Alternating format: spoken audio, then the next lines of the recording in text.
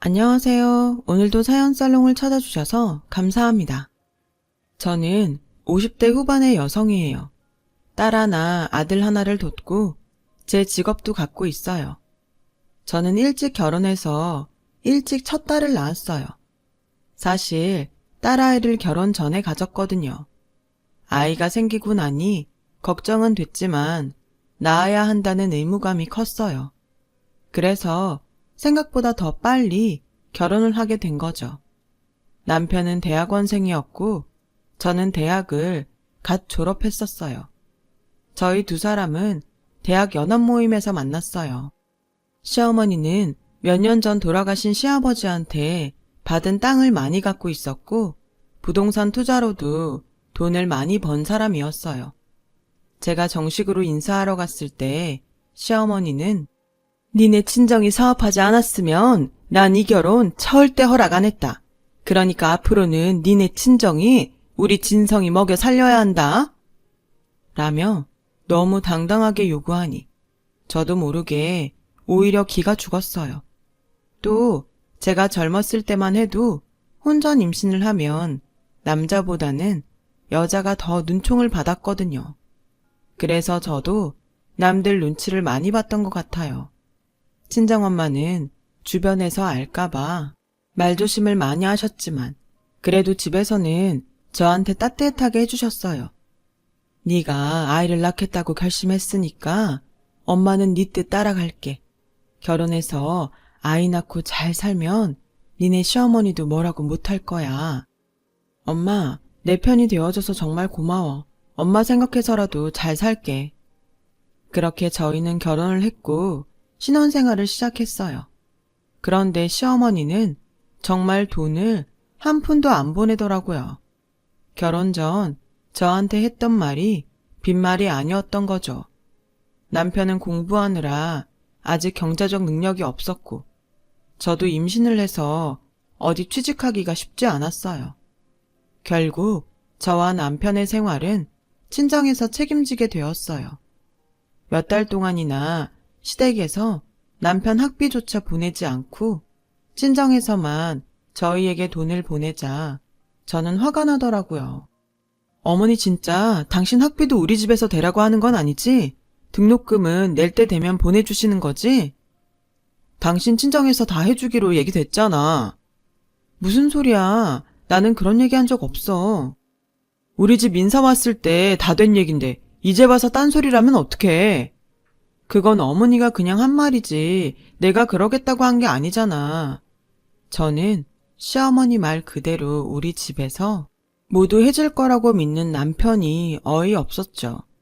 그런데 얘기를 들으니 미국에 있는 아주버니도 형님 친정에서 다 돈을 대서 박사가 됐다고 하더라고요. 형이 의대 교수가 돼서 이제는 형 덕분에 사모님 소리 듣고 잘 먹고 잘 사니까 그 정도는 해주는 게 당연한 거 아니야? 내가 박사 따고 교수 되면 우리 엄마가 아니라 당신이 사모님 소리 듣잖아. 정말 이상한 논리였어요. 그런데 시댁과 남편이 너무 당당하게 나오니까 그게 맞는 건가 하는 생각도 들고 제가 잘못하는 것 같은 느낌이 들더라고요. 아이 때문에 결혼했다고는 하지만 이왕 결혼한 거 다른 말 안 나오게 잘 살자는 생각도 강했어요. 제가 사정을 얘기하니 친정엄마는 한숨을 쉬며 당장 돈이 없으면 아무것도 못하는 건 내 딸인데 줘야지 어쩌겠니. 그리고 이 서방도 얼른 공부를 마쳐야 가장고시를 할 테니 어쨌든 빨리 학위를 따는 쪽으로 생각해보자. 저는 정말 죄송하고 속이 상했어요. 남편이 나중에 직장을 갖게 되면 부모님한테 용돈도 많이 드리고 노후를 위해 통장이라도 만들어 들어야겠다고 생각했죠. 남편은 자기 학비가 친정에서 나온다는 걸 뻔히 알면서도 한 번도 고맙다는 말을 하지도 않았어요. 시어머니도 물론 한 번도 그런 말을 한 적이 없었죠. 오히려 시댁에 갈 때마다 저 들으라는 듯이 남편한테 니네가 나 죽고 땅이라도 물려받고 싶으면 지금 나한테 잘해. 부르면 제때제때 오고 나 살아있을 땐 내 돈 받을 생각하지 마라. 어차피 니들이 가져갈 거 아니냐. 라며 친정에서 생활비와 낭편 학비 받는 걸 불평이라도 할까봐 미리 입을 막더군요. 어쨌든 저는 그럭저럭 결혼 생활을 했고 만삭이 돼서 딸을 낳게 됐어요. 친정에서는 다들 좋아해줬지만 시어머니는 얼굴도 보이지 않았어요. 보다 못한 엄마가 남편한테 사돈은 얼마나 바쁘시길래 손녀딸이 태어났는데 아직까지 오지 않으시는 겐가? 벌써 내일 모레면 집에 가는데 제일 먼저 와보셔야 할 분이 사돈 아닌가? 그러자 시어머니가 다음날 저를 보러 와서는 우리 집 대 이어줄 남자애도 아니고 걔집에 나으려고 기어이 우리 진성이랑 결혼한 거냐? 딸 낳아놓고 누워서 시어머니한테 울어아가라. 아주 유세를 떠는구나. 애 낳았다고 나한테 뭐 받을 생각 하지 말고 알아서 잘 키워라. 마침 엄마가 자리에 없었으니 망정이지. 시어머니가 하는 말을 들었으면 아마 쓰러지셨을 거예요. 저는 아직 기운도 없고 배도 아파서 제대로 대답도 못했고 시어머니는 아기를 보자는 말도 없이 그냥 가버리셨죠. 남편이 뭐라고 했는지 모르겠지만 이럴 거면 괜히 말을 꺼냈다 싶었어요. 딸을 낳고도 저희 집 생활은 거의 친정에서 책임져 주다시피 했어요. 심지어 딸의 돌잔치를 하는데도 시어머니는 선물 하나 보내지를 않더군요. 친정 부모님은 그동안 시댁에서 하는 걸 보고 다 포기하신 건지 시댁에서 누가 왔는지 뭘 보냈는지 묻지도 않으셨어요. 저는 아이 도이 지나고 뭐라도 해야겠다고 생각해서 일자리를 알아봤어요. 친정에서는 늘 말없이 돈을 보내줬지만 더는 미안해서 받기만 할 수 없었어요. 다행히 제가 디자인학과를 나온 걸 인정받아 패션 회사에 취직이 됐어요. 남편은 저보다 늦게 학교를 갈 때가 많아서 제가 출근할 때 같이 아침을 먹고 아이를 챙기다가 제가 집에 오면 학교 도서관을 가거나 방에서 밤 늦게까지 공부를 했어요. 그렇게 몇 달을 지냈는데 시어머니가 주말도 아닌데 갑자기 집에 오라고 부르셨어요. 시아버지 제사도 아니고 기념일도 아닌데 평일에 부르는 게 영 마음이 찝찝했지만 퇴근하자마자 시댁에 갔죠. 그랬더니 시어머니는 현관에 올라오지도 못하게 하고 저한테 찬물을 끼얹었어요. 너는 내 아들을 애나 보는 식모 만들려고 작정했냐? 왜? 니네 친정에서 이제 돈 못 준다고 하니? 그래서 네가 돈 벌면서 내 아들 찬밥 신세 만든 거니? 어머니, 그게 아니에요. 저희 부모님 그런 말씀 안 하셨어요. 제가 계속 돈 받기 죄송해서 회사에 취직한 거예요. 그리고 자기 아이 돌보는 게 식모라뇨. 그런 말씀 마세요. 저도 일한다고 그 사람한테 소홀히 한 적 없어요. 진성이가 애를 보게 만든 것부터가 소홀한 거야. 친정에서 돈 안 준다고 한 거 아니면 당장 회사 그만둬라. 여자가 돈 좀 번다고 지 남편 우습게 알고 돌아다니기 시작하면 그 집안 콩가루 되는 거 순식간이야. 막말로 돈이 없으면 맹물 끓여서 된장 멀겋게 풀어서 먹으면 될 일이지. 니네 수준에 맞게 살아. 쓸데없이 밖으로 놔둘 생각하지 말고. 너 나중에 내 땅 손바닥만큼이라도 받고 싶으면 내 말대로 해. 저는 너무 충격을 받아서 물을 닦지도 못한 채 덜덜 떨며 집으로 왔어요. 아이는 혼자 거실에서 울고 있었고 남편은 방에서 세상 모르고 자더군요. 남편을 깨우니 제가 왜 젖었는지 묻지도 않고 늦었다며 짜증을 냈어요. 저는 아이를 안고 달래면서 숨죽여 울었어요. 그때는 정말 어떻게 하면 좋을지 모르겠더라고요. 저는 결국 회사를 그만두고 엄마에게 사정을 얘기했어요. 회사 다니면서 집안일 한다는 게 어디 쉽겠니? 그러니 결혼하면 회사를 관두는데 너는 거꾸로 했으니 힘들었겠지. 아버지는 뭐라고 안 하실 테니까 걱정하지 마. 엄마, 미안하고 고마워. 내가 다민이 아빠 박사만 따면 다시 일할게. 그렇게 저희 집은 다시 친정의 도움을 받으며 지냈고 3년이 더 지나서야 남편은 박사학위를 받게 됐어요. 그리고 얼마 안 돼서 연구소에 들어가게 됐죠. 저는 이제 됐다 싶어서 한숨 돌렸어요. 더는 친정에 손을 벌리지 않아도 되니까요. 그때 친정아빠 사업이 좀 어려워서 저희한테 돈 보내는 게 힘들다는 걸 저도 알고 있었기 때문에 더더욱 잘 됐다고 생각했죠. 친정 부모님은 그런 얘기는 안 하시고 잘 됐다며 축하해 주셨어요. 그리고 시댁의 남편과 갔는데 시어머니가 이러는 거였어요. 니네 친정에서는 진성이한테 뭐 해준다고 안 하니? 네? 뭘 해주다니요? 그게 무슨 말씀이세요? 그럼 사위가 번듯한 직장에 들어갔는데 아무것도 안 해주신다는 거냐? 아무리 못해도 차 한 대는 뽑아줘야지. 어머니, 그동안 친정에서 저희 때문에 쓴 돈이 얼만데요. 그냥 축하만 해주셔도 감사하죠. 장사밖에 할 줄 모르는 니네 친정이 정상적으로 한국 최고의 정책연구소에서 일하는 사위를 쳐다나 받겠니?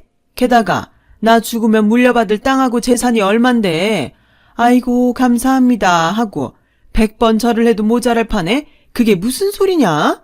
네 윗동서는 제대로 선보고 결혼했어도 내 아들한테 그러지 않았다. 니네 집안은 어쩜 그렇게 예의를 모르니?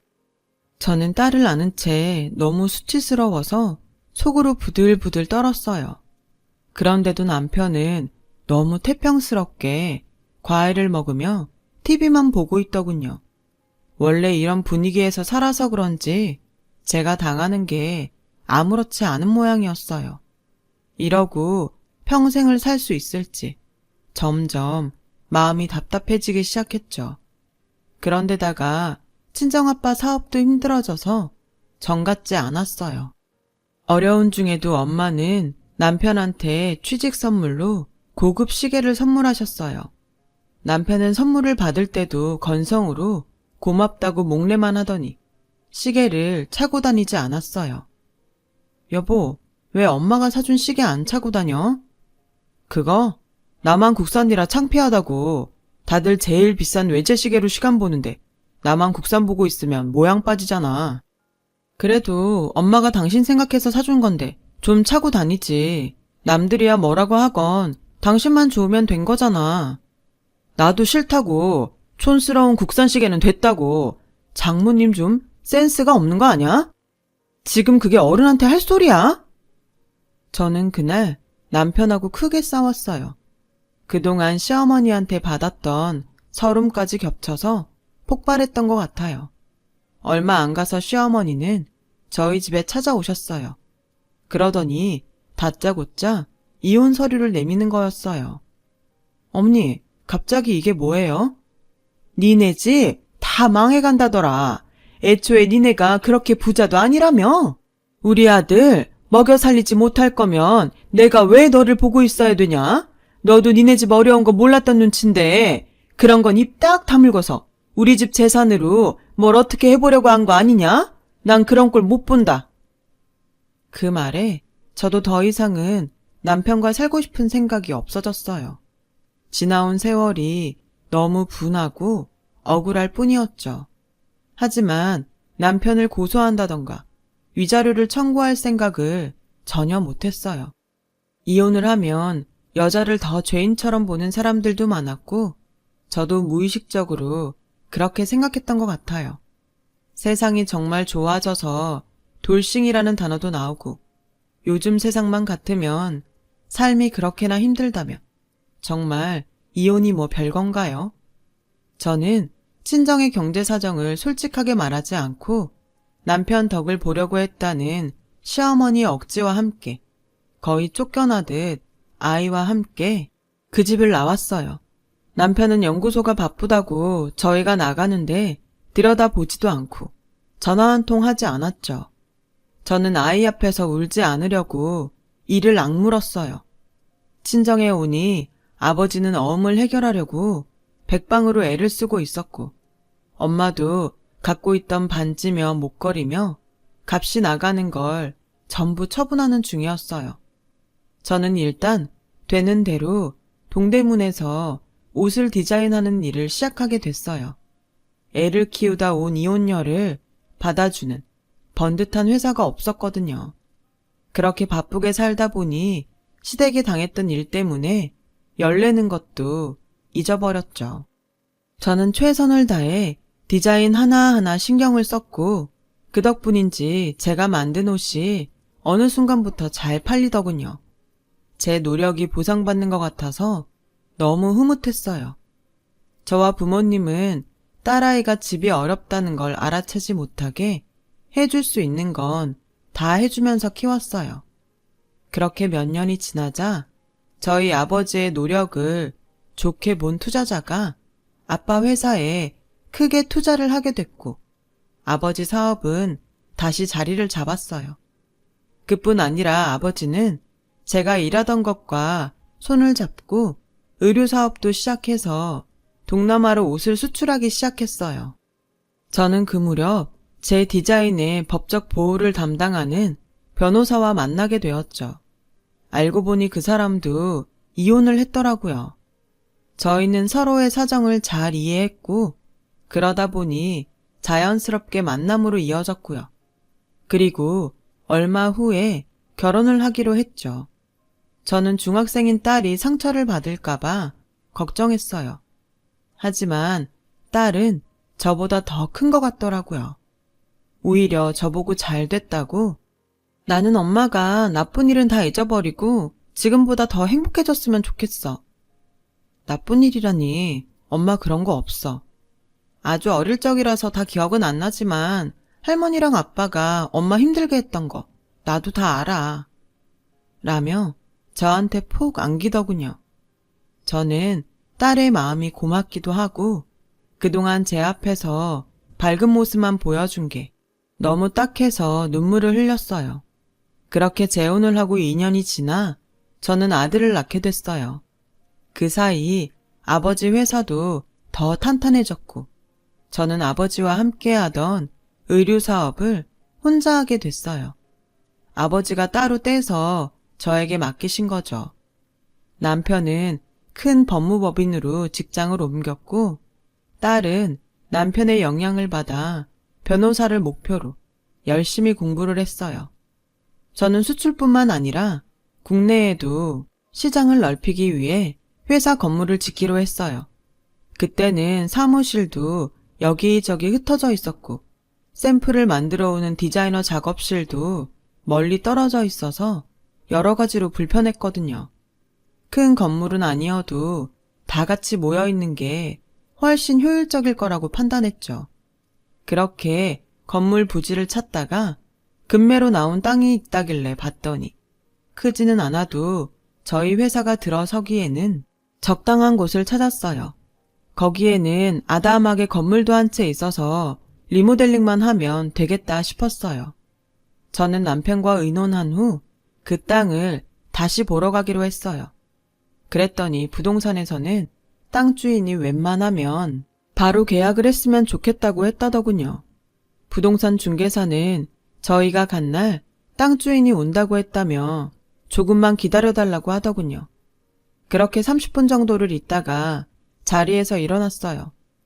저희가 바빠서 더 이상 기다릴 수가 없는데요. 오늘 한 번 더 보고 결정하게 그냥 보여만 주세요.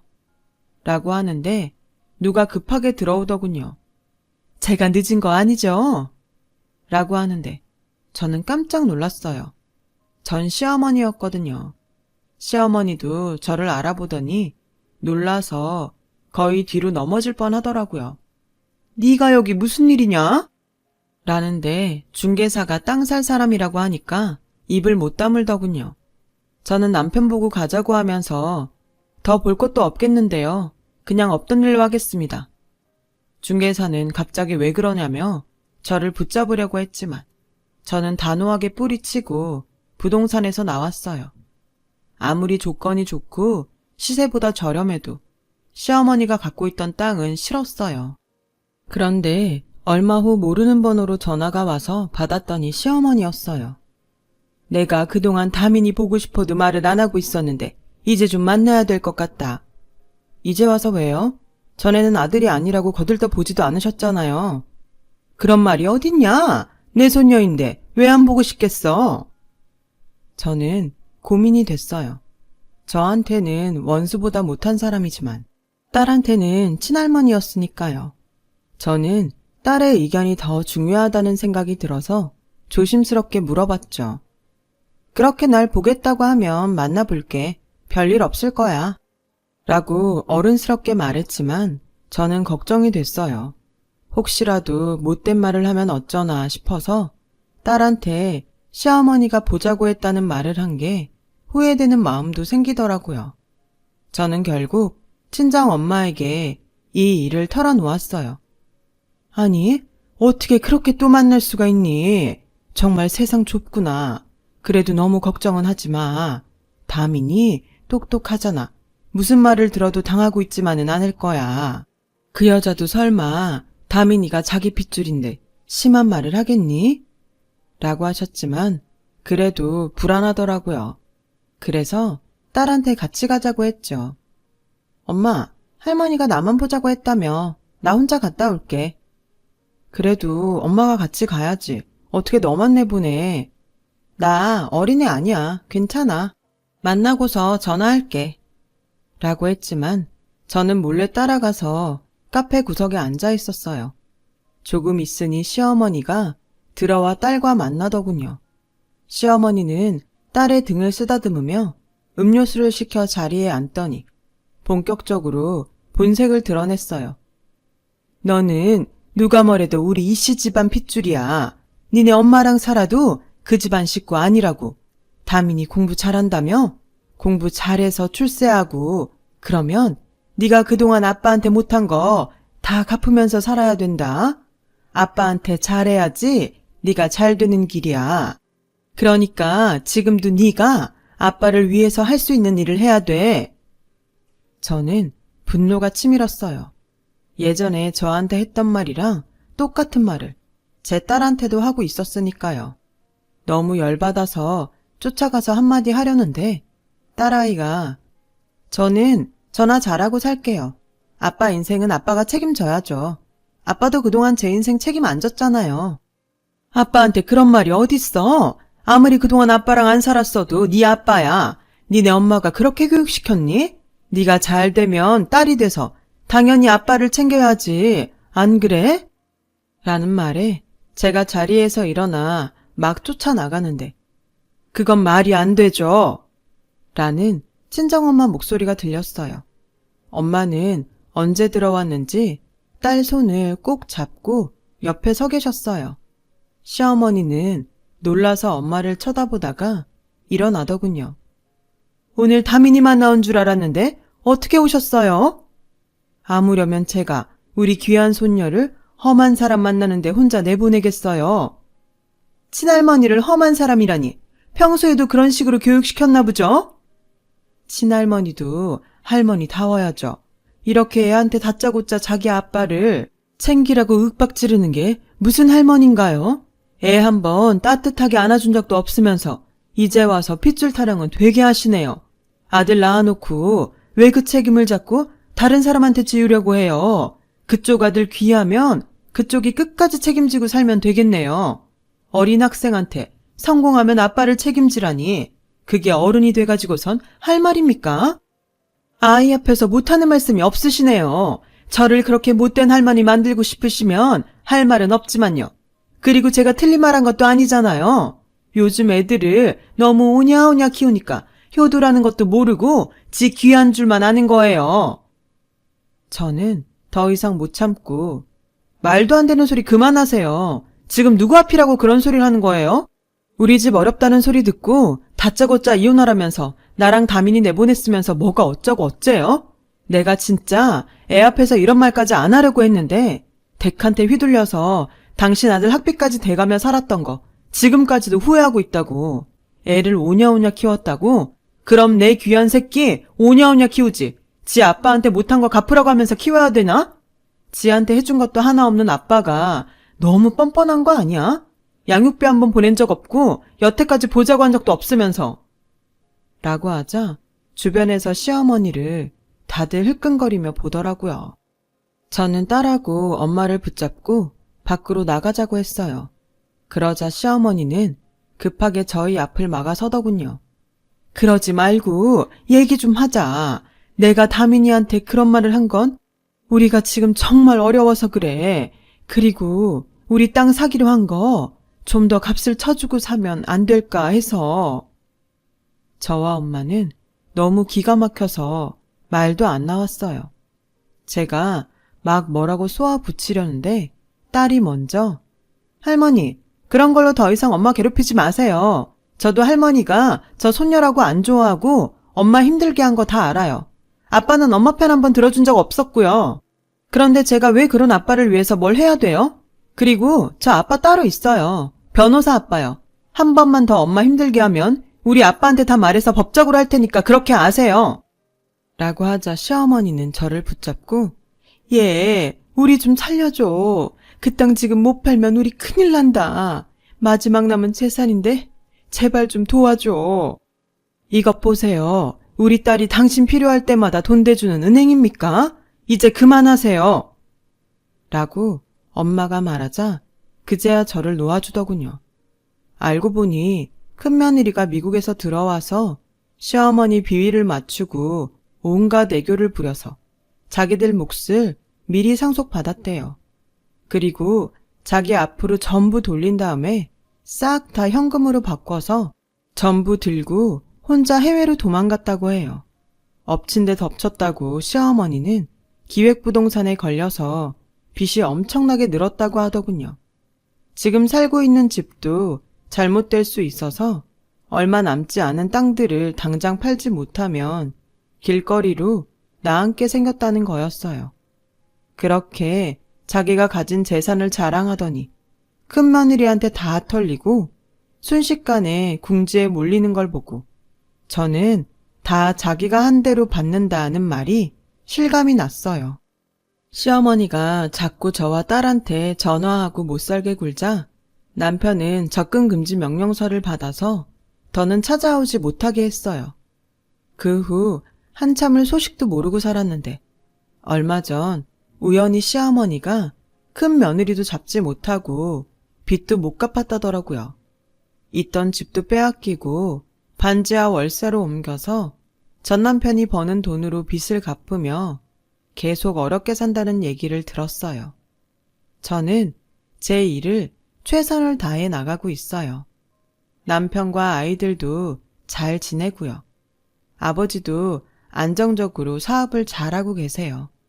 그리고 아무리 힘들어도 남한테 피눈물 나게 하지 않으려고 해요. 저도 그 일로 배운 게 있으니까요.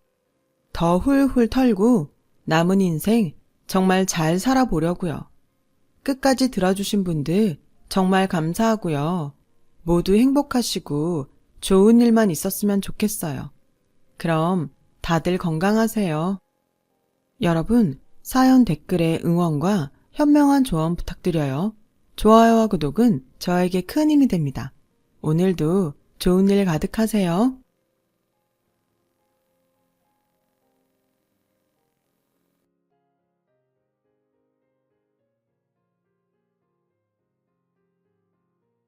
안녕하세요. 오늘도 사연 살롱을 찾아주셔서 감사합니다. 저는 40대 중반의 여성이에요. 올해로 남편과 결혼한 지 15년이 됐네요. 저는 너무 가난해서 매일 끼니 걱정을 해야 되는 집에서 자랐어요. 부모님은 항상 일을 해서 돈을 버느라 힘들었지만 그렇다고 저희 집 형편이 나아지지는 않았어요. 아무리 돈을 모으려고 애를 써도 버는 게 너무 적었기 때문에 저희 집은 가난에서 벗어나지 못했고 결국 제가 12살 때 부모님은 중대한 결정을 내리게 됐어요. 당시 7살이었던 남동생을 아들이 없는 부잣집으로 보내기로 한 거였어요. 그리고 얼마간의 금전적인 도움을 받기로 했죠. 엄마는 동생이 떠나기 전날 밤에 우리를 계속 안고서 우셨어요. 미안하다. 부모 잘못 만나서 너희가 이런 고생을 하는구나. 정말 미안하다. 한편으로는 동생이 잘 사는 집에 가서 부족한 것 없이 살면 그게 더 좋을 거라고 생각하신 것 같아요.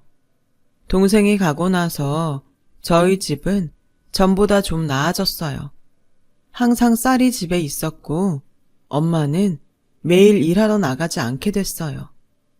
저는 가끔 동생이 보고 싶어서 어디로 갔는지 물어봤지만 부모님은 절대 알려주지 않았어요. 서로 찾지 않는다는 약속을 한 것 같더라고요. 저는 동생을 잊지 않으려고 노력했지만 학교 다니고 공부하면서 가끔 잊기도 했어요. 그럴 때는 동생한테 얼마나 미안했는지 몰라요. 언젠가는 만날 수 있을 거라는 희망을 버리지 않았죠. 하지만 제가 대학교에 들어가고 얼마 안 돼 부모님이 교통사고로 돌아가셨어요. 결국 동생이 어디로 갔는지 듣지 못했고 이제는 찾지 못할 거라는 생각이 들었죠. 그래도 동생이 어딘가에서 잘 지내고 있기를 매일 기도했어요.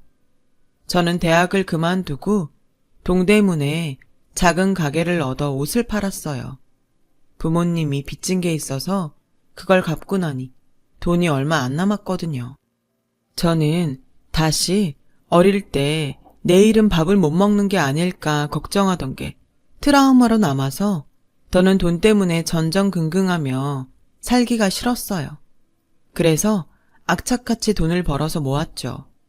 다행히 제가 만든 옷들이 반응이 좋아서 매출이 점점 늘어났어요. 그렇게 열심히 장사를 하면서 남편을 만나게 됐어요.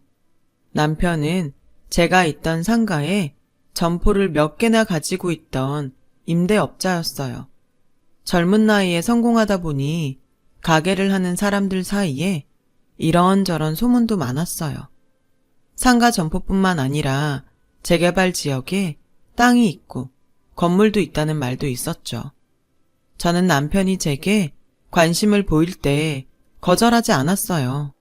기왕이면 돈이 좀 있는 사람을 만나고 싶은 게 솔직한 심정이었거든요. 남편은 제가 야무지게 일 잘하는 모습이 보기 좋다고 했어요. 항상 보면 가게 문도 제일 일찍 열고 늦게 닫고 옷도 손님들이 고르기 좋게 진열도 잘 해놓더라고요. 이렇게 꼼꼼하고 확실한 사람이랑 같이 살면 참 좋겠다고 생각했거든요. 라며 제게 프로포즈를 하더라고요. 저는 너무 얼떨떨해서 근데 저는 상진 씨처럼 부자도 아니고 공부를 많이 한 것도 아니에요. 저를 좋게 봐준 건 감사하지만 나중에 저한테 실망하실지도 몰라요. 저도 대학 안 나왔어요. 어떻게든 먹고 살려고 일찍부터 일하다 보니 남들보다 빨리 돈을 좀 모은 것 뿐이에요. 저는 수인 씨 지금 모습이 좋아요. 고민이 됐어요. 주변에서는 저런 돈 많은 젊은 임대업자는 바람도 많이 피고 속 많이 썩일 거라면서 말렸죠. 저도 그 생각을 안 해본 건 아니었어요. 하지만 분명 남편을 좋아하는 마음도 컸어요. 그래서 혹시 하는 마음에 할 수 있는 대로 남편 뒷조사를 좀 해봤죠. 그랬더니 따로 만나는 여자도 없었고 금전관계나 사업도 깔끔했어요. 저는 남편이 제 지금 모습이 좋다는 말을 믿고 결혼을 하기로 했어요. 남편도 일찍 부모님이 돌아가셔서 둘이 사이좋게 손을 잡고 식장에 들어갔죠. 결혼식을 마치고 나서 저는 남편에게 동생 이야기를 했어요. 좋은 일은 아니었지만 어차피 알아야 된다고 생각했거든요. 또 여전히 동생한테 미안한 마음이 있고 언젠가 만나게 될 거라는 희망을 버리지 않았다고 했죠. 어릴 때 그런 일이 있었다니 정말 힘들었겠네. 어린 마음에 상처가 컸겠어. 이렇게 얘기해줘서 고마워. 생각보다 더 관대하게 받아들이더라고요. 저는 그런 남편을 남들 말만 듣고 의심했던 게 미안하고 또 고마웠어요. 그래서 제 일을 계속하면서도 집안일도 소홀하지 않고 최선을 다해 남편을 위해 신경을 썼죠. 저희는 그렇게 별 문제 없이 6개월 정도를 행복하게 지냈어요. 그런데 어느 날부터인가 남편이 자꾸 생활비를 늦게 주더라고요. 원래 주기로 한 날짜에서 하루 이틀 늦어지더니 나중에는 일주일, 한 달 이렇게 밀리게 됐어요. 처음에는 저도 돈을 버니까 크게 신경 쓰지 않았지만 한 달이 지나도 생활비를 주지 않으니 더는 가만히 있을 수 없었어요. 요새 무슨 일 있어? 지난달 생활비 안 줬는데 혹시 잊어버린 거야? 아, 그랬지. 미안. 내가 깜빡했어. 이따 나가자마자 넣어줄게. 라며 그날 바로 입금을 했길래 정말 잊어버렸나 보다 했죠. 하지만 또 생활비를 늦게 주기 시작했고 나중에는 3달이 지나도 주지 않았어요. 저는 통장에 돈이 입금됐는지 확인할 때마다 가슴이 두근거리는 증상이 생겼어요. 내가 자꾸 잔소리나 하고 바가지 긁는 사람 될까봐 말 안 했는데 너무 신경이 쓰여서 말을 해야겠어. 도대체 무슨 일을 하고 다니길래 자꾸 생활비를 늦게 줘? 벌써 몇 번 늦어서 계속 입금 날짜 바꿨잖아. 그런데 이번에는 3달이야.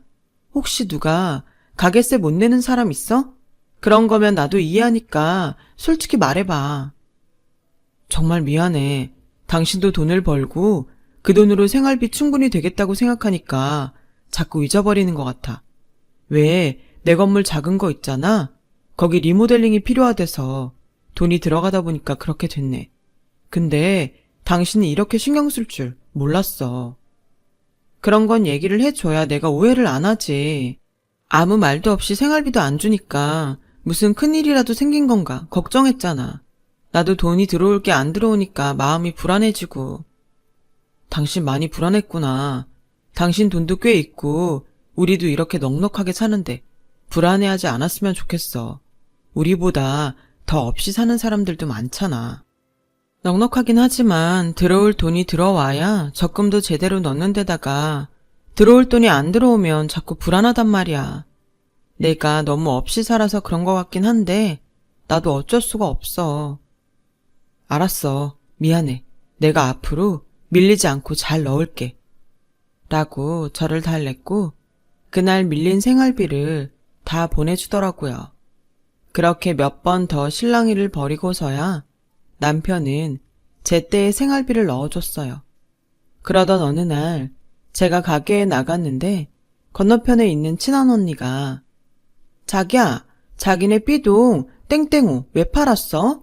거기 장사도 잘 되는데 거기 언니랑 나랑 친해서 자주 가는데 그 언니가 가게 주인 바뀌었는데 너무 구두쇠라고 짜증이 이만저만 아니더라고.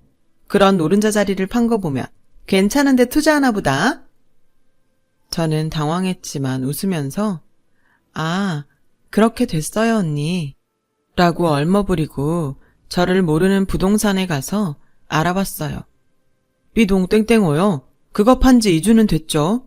가격 잘 쳐서 받았다는데 혹시 그 가게 살려고 했어요? 그쪽 상가는 여기에 안 내놔요.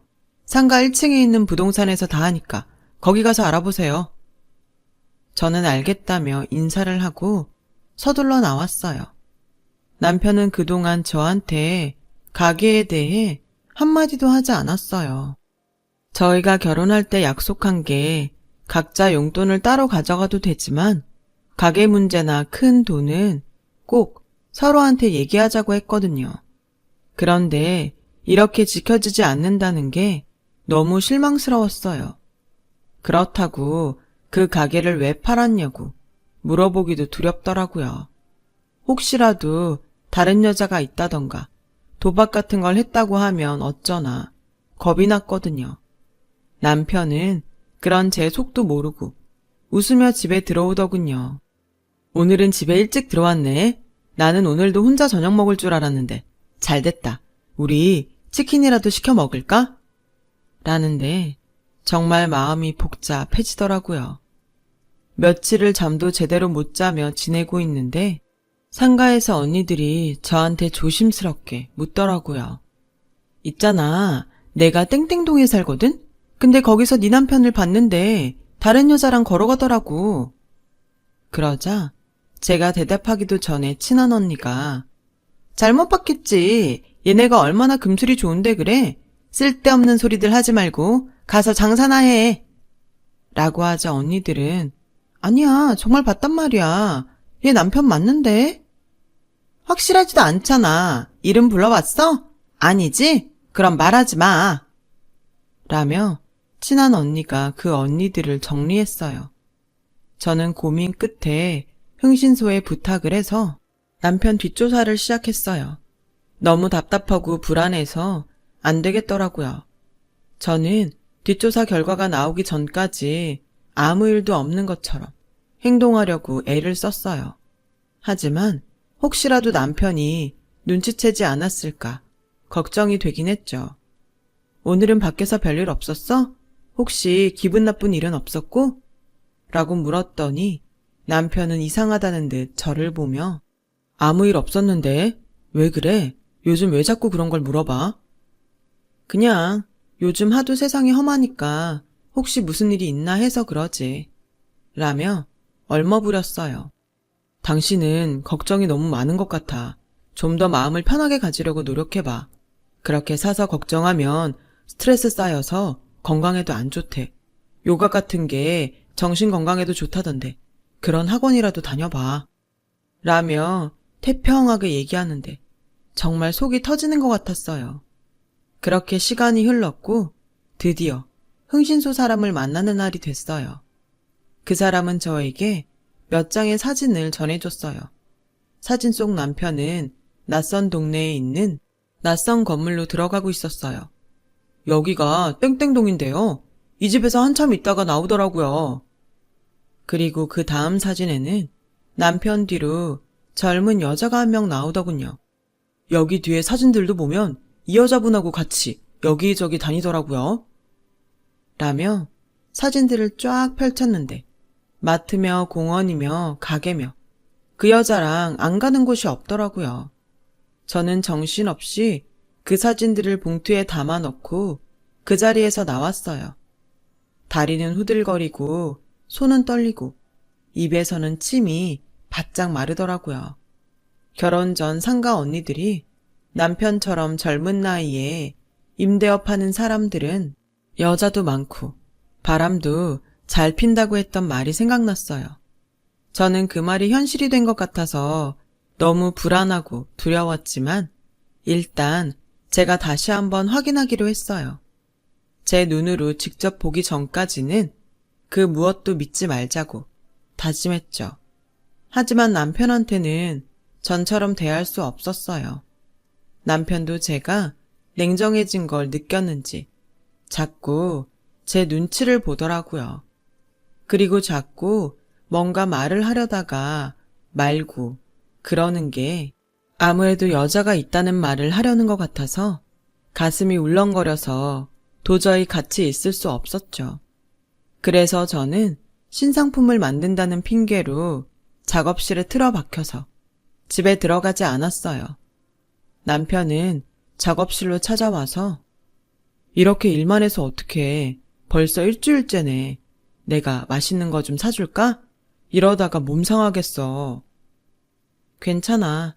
나 신경 쓰지 말고 가서 일 봐. 라고 거절하자 남편도 더 말을 못하고 그냥 가더군요. 그렇게 시간을 보냈는데 흥신소에서 연락이 왔어요. 남편이 차를 타고 땡땡동 쪽으로 가고 있다는 거였어요. 저는 바로 작업실을 나와서 택시를 타고 땡땡동으로 갔어요. 가는 동안 어찌나 가슴이 두근대고 얼굴에 열이 올라오는지 택시 기사가 무슨 말을 하는데도 하나도 들리지 않더라고요.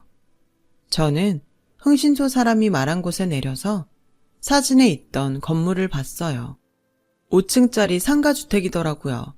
그리고 거기에서 남편이 사진 속 여자와 나오는 것을 똑똑히 봤죠.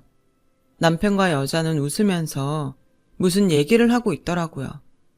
저는 혹시라도 남편이 저를 알아볼까봐 다른 건물 뒤에 단단히 숨어서 남편과 여자가 어디론가 가는 걸 계속 지켜봤어요.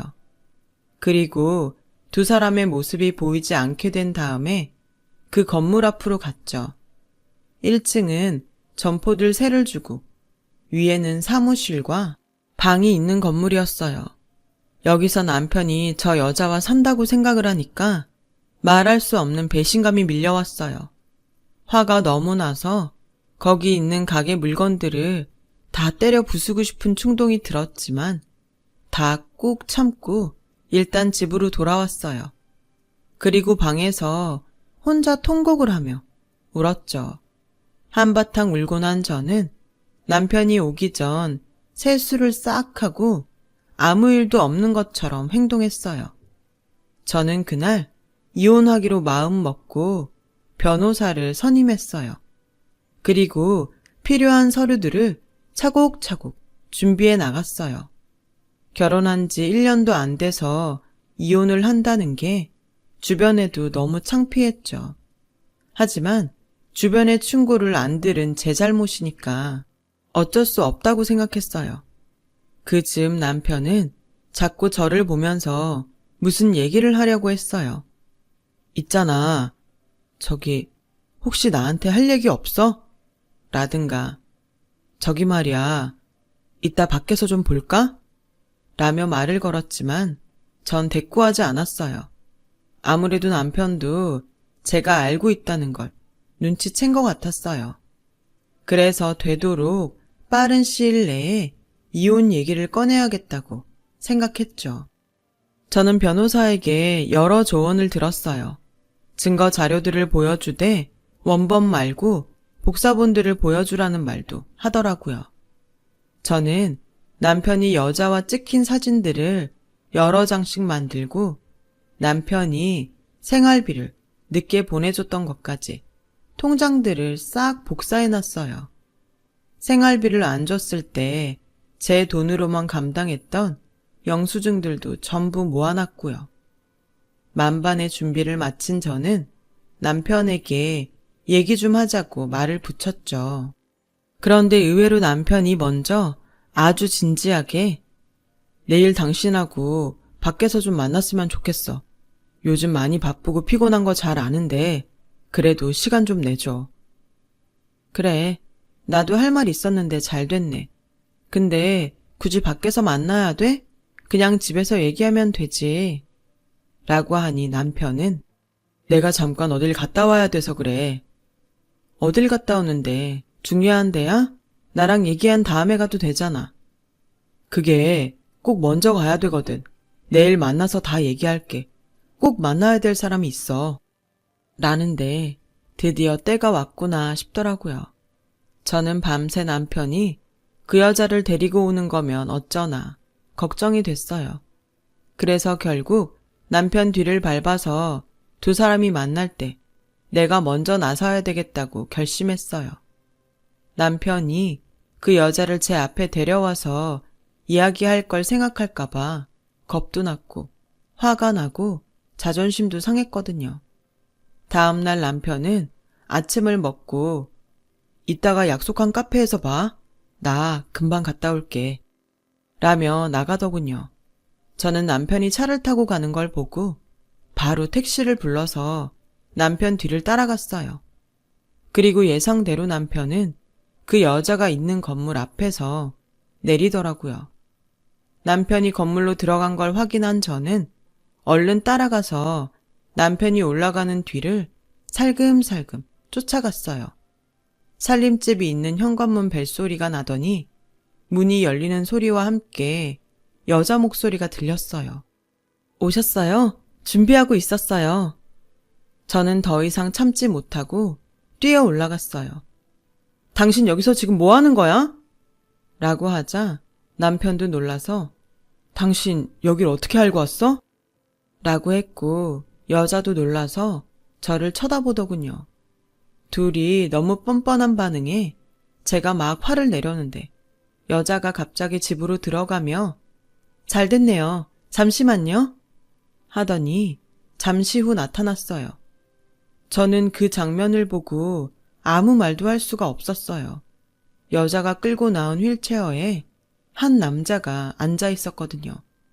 저는 잠시 멍하니 쳐다보다가 남편을 쳐다봤어요. 혹시 저 사람? 제 목소리는 점점 떨렸고 남편은 제 손을 가만히 붙잡고 말했어요. 인사해. 당신 동생이야. 그 남자는 어릴 때 부잣집 양자로 갔던 제 동생이었어요. 모습은 많이 변했지만 얼굴 군데군데 어릴 적 느낌이 남아있더라고요. 동생은 저에게 안녕, 너무 오랜만이네 누나 라며 인사를 했고 저는 그만 눈물이 왈칵 쏟아지고 말았어요. 남편은 제 어릴 적 얘기를 듣고 그때부터 백방으로 수소문을 해서 남동생을 찾아다녔다고 해요. 그래서 결국 남동생을 만났는데 허름한 단칸방에 누워서 꼼짝도 못하고 있었다는 거였어요. 동생은 부잣집 양아들로 가서 처음에는 잘 살았다고 해요. 그런데 고등학교 때 양아버지 사업이 망하고 잠적했고 동생은 양어머니와 먹고 살기 위해서 공사장 막노동을 하게 됐다는 거였어요. 그러다가 지금 옆에 있는 여자와 결혼도 하게 됐고요. 하지만 작년에 공사장 높은 곳에서 떨어져서 여러 번 수술 끝에 목숨은 건졌지만 다리를 못 쓰게 돼서 완전히 절망하며 지냈는데 남편이 찾아왔다는 거였어요. 난 처음에 무슨 사기꾼인 줄 알았어. 근데 누나하고 결혼식 한 사진도 보여주고 자기 가게들 등본도 떼오더라고. 남편은 동생네가 아내의 편의점 아르바이트로 먹고 사는 걸 보고 생활비를 대주고 그 많은 빚을 다 갚아줬다는 거였어요. 얼마 전에는 여기 집을 사서 동생한테 편하게 싹 리모델링을 하고 제 올케한테 카페를 내줬는데 그러느라 생활비가 늦었고 상가도 판 거였더라고요. 동생은 눈시울을 붉히며 어릴 때 그 집으로 보낸 게 날 버린 거라고 생각해서 누나만 부모님 사랑을 독차지하고 사는 것 같아서 화도 났었어. 내가 만약 그 집에 가지 않았으면 이렇게 다칠 일도 없었을 것 같았거든. 라며 울먹였어요. 동생의 아내도 옆에서 눈물을 닦으며 아주버님이 이 사람 병원도 데려가서 재검사 받게 해주셨어요. 수술도 다시 받고 꾸준히 재활치료하면 좀 더 나아질 수 있대요. 라는데 정말 뭐라고 해야 할지 모르겠더라고요. 저는 눈물을 흘리며 우리 뭐든 다 얘기하자고 했잖아. 근데 왜 말 안 했어? 혼자서 이걸 다 하느라 얼마나 속을 태웠을 거야. 라며 괜히 원망스러운 말을 했죠. 처남이 절대 알리지 말라고 하더라고. 당신한테 말하면 잠적할 거라고 그러잖아. 라고 하자 동생은 그때는 정말 누나를 못 보겠더라고. 그리고 나는 이렇게 비참한데 누나는 잘 먹고 잘 산다고 하니 한편으로는 좋으면서도 한편으로는 화가 났어. 내가 속 좁게 군 거지. 미안해 누나. 누나 잘못도 아닌데. 저는 동생과 끌어안고서 같이 통곡을 했어요. 옆에서 올케와 남편도 울고 있더라고요. 그렇게 한참을 울고 난 후에 동생 집으로 들어가는데 남편이 근데 정말 여기는 어떻게 알고 온 거야? 라길래 저는 어쩔 수 없이 사실대로 털어놓았어요. 제 얘기를 다 들은 남편은 웃으면서 안 그래도 내가 여기서 상가 사람을 만났거든. 혹시나 당신 귀에 들어가지 않았을까 당신한테 물어봐도 대답도 안 하고 요즘 계속 기분도 안 좋아 보여서 걱정이 되긴 했어. 라길래 저는 내가 그렇게 의심했다는데 화도 안 나? 의심할 만한 상황이긴 했잖아. 동생은 정말 저를 다시 볼 생각이 없었대요. 하지만 남편이 계속 찾아와서 저도 어쩔 수 없는 상황이었다는 걸 계속 설명을 했고 그러면서 동생 처지를 돌봐주자 마음이 풀렸다고 하더군요. 누나가 진짜 남편 하나는 잘 만난 것 같아. 라고 하는데 정말 미안한 마음에 어쩔 줄을 모르겠더라고요. 남편한테 계속 미안하다고 그리고 고맙다고 했고, 남편은 괜찮다며 자기도 말 못해서 미안하다고 저를 토닥여줬어요. 그렇게 저와 남편의 사이의 오해는 풀리게 되었죠. 동생은 수술을 받게 됐어요. 저는 동생이 재수술을 하는 동안 수술실 앞에서 지키고 있었어요. 동생은 무사히 수술을 마쳤고 재활치료에 들어갔어요.